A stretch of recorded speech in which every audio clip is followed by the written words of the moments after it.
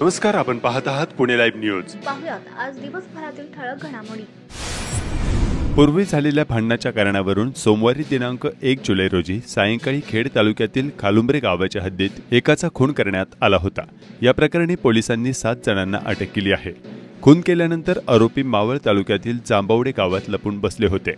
मयूर अशोक पवार वय वर्ष 30, राहणार तळेगाव दाभाडे, विशाल पांडुरंग तुळवे वय वर्ष 37, रणजित बाळू ओव्हाळ वय वर्ष 22, प्रथम सुरेश दिवे वय वर्ष 21, विकास पांडुरंग तुळवे वय वर्ष 35, सनी रामदास तुळवे वय वर्ष 26, चंद्रकांत भीमराव तुळवे वय वर्ष 38, सर्वजण राहणार खालुंब्रे अशी अटक करण्यात आलेल्या आरोपींची नावे आहेत.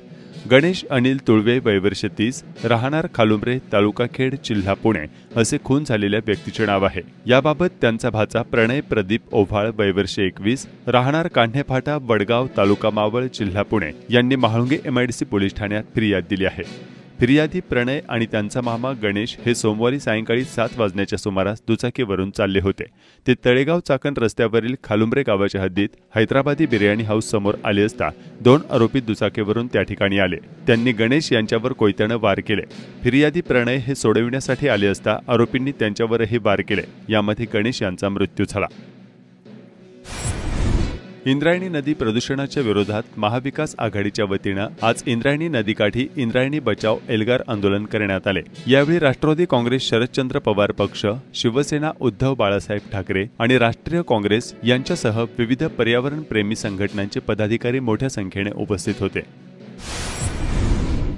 आळंदी येथे दुकानातून तब्बल 10 लाखांच्या सिगारेट लंपास करण्यात आले आहेत.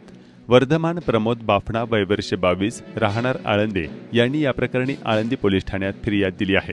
त्यानुसार अज्ञात चोरट्याच्या विरोधात गुन्हा दाखल करण्यात आला आहे.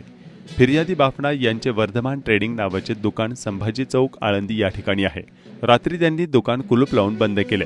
रात्रीच्या वेळी अज्ञात चोरट्याने दुकानाच्या पाठीमागील बाजूचे शटरचे कुलूप तोडून दुकानामध्ये प्रवेश केला. चोरट्याने दुकानातून 10,38,377 रुपये किमतीच्या सिगारेट आणि 72,000 रुपये रोख रक्कम असा एकूण 11,10,377 रुपयांचा ऐवज चोरून नेला. तर आळंदी पोलीस याबाबतचा अधिक तपास करत आहेत. खेड तालुक्यात तहसीलदार प्रशांत बेडसे यांच्या मार्गदर्शनाखाली लाडकी बहीण योजनेसाठी लाभार्थी पात्र महिलांना शासकीय महसूल पातळीवर आवश्यक दाखले कागदपत्रे त्वरित मिळण्यासाठी 11 ठिकाणी मंडलनिहाय आयोजित 2 दिवसीय शिबिराला उत्स्फूर्त प्रतिसाद मिळत आहे. पात्र महिलांचे ऑनलाईन प्रस्ताव दाखल करून घेतले जाऊ लागल्यामुळे होणारी आर्थिक पिळवणूक आणि वेळ वाचल्याने महिलांमधून समाधान व्यक्त केले जात आहे. हे प्रस्ताव महिलांनी आपल्या अंगणवाडी कार्यकर्तीकडे ऑफलाईन सादर केल्यानंतर संबंधित अंगणवाडी कार्यकर्ती हे प्राप्त प्रस्ताव ऑनलाईन करणार आहेत.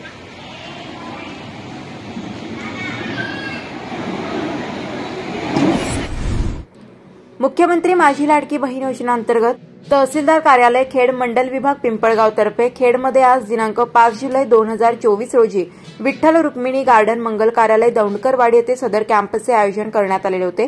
सदर कॅम्पसचे उद्घाटन मंडलाधिकारी माणिकराव गायकवाड, शेर पिंपळगावचे लोकनियुक्त सरपंच शरद मोहिते, दौंडकरवाडी गावचे सरपंच सीताराम गुजर, केशवराव आरगळे आदींच्या हस्ते करण्यात आले.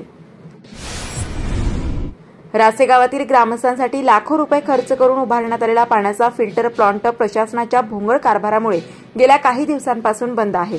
या फिल्टर पाण्याचा गावातील अनेक ग्रामस्थ पिण्यासाठी उपयोग करत आहेत. मात्र फिल्टरचा पाईप फुटल्याने फिल्टर प्लांट बंद झालाय. त्यामुळे स्वच्छ पाण्यासाठी ग्रामस्थांना दुसरीकडे जावे लागत आहे. सदरचा प्लांट लवकर चालू करण्याची मागणी गावातील ग्रामस्थांनी केली आहे.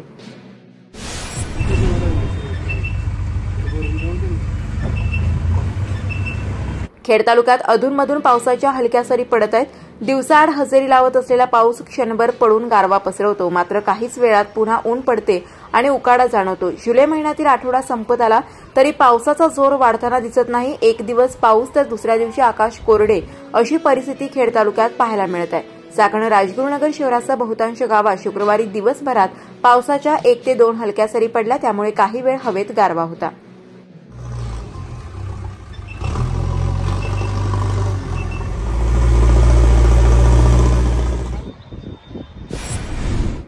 खेड तालुक्यात रासे फाट्याजवळ गुरुवारी सायंकाळी कोल्हा आढळून आलाय. चाकण पंचक्रोशीमध्ये शहरी भागाच्या परिसरात जंगली प्राणी सातत्याने आढळण्याचे प्रमाण वाढत आहे। सदर कोल्ह्याला रस्त्यावरील एखाद्या गाडीचा धक्का लागला असावा, कारण सुरुवातीला बेशुद्ध अवस्थेत असलेला कोल्हा आवाज दिल्यानंतर लंगडत पळाल्याचं व्हिडिओमध्ये दिसत आहे। दौंडकरवाडी रामनगर रोड टेकाड वस्ती येथे बिबट्या दिसून आलाय। मोटार समोर येऊन उभी राहिल्यानंतर देखील बिबट्या जागीच बसून होता। लोकवस्त्यांमध्ये बिबटे बिनधास्त वास्तव्य करत असल्याचे चित्र पाहावयास मिळत आहे।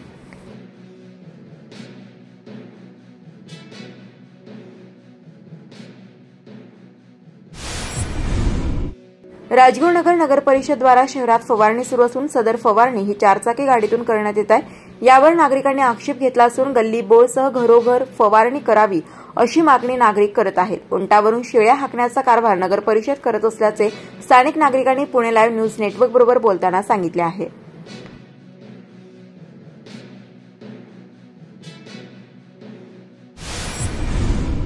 बहुळच्या सरपंच अश्विनी साबळे यांना राज्यस्तरीय आदर्श सरपंच पुरस्कार प्रदान करण्यात आला। सरपंच सेवा संघ यांच्या वतीने बहुळच्या लोकनियुक्त सरपंच अश्विनी संदीप साबळे पाटील यांना अहिल्यानगर येथील कार्यक्रमामध्ये राज्यस्तरीय आदर्श सरपंच पुरस्कार प्रदान करण्यात आला।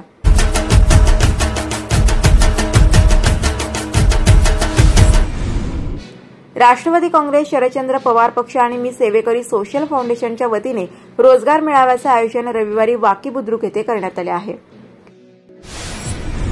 चिंबळी तालुका खेड येथील विविध कार्यकारी सहकारी सेवा संस्थेच्या अध्यक्षपदी साखरचंद मारुती लोखंडे यांची बिनविरोध निवड झाली।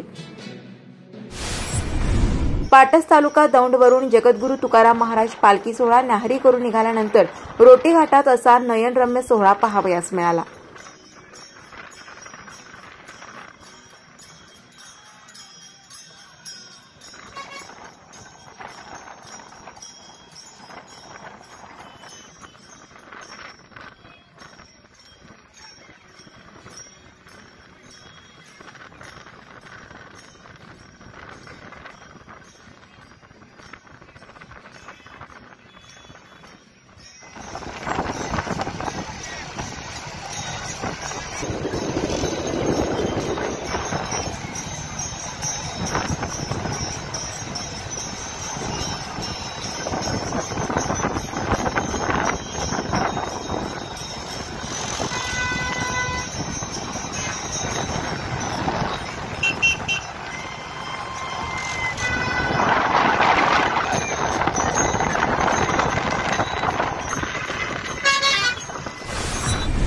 चाकण तालुका खेड येथील मंदाकिनी आत्माराम नाईकवाडी यांचे अल्पशा आजाराने मंगळवार दिनांक 2 जुलै रोजी निधन झाले।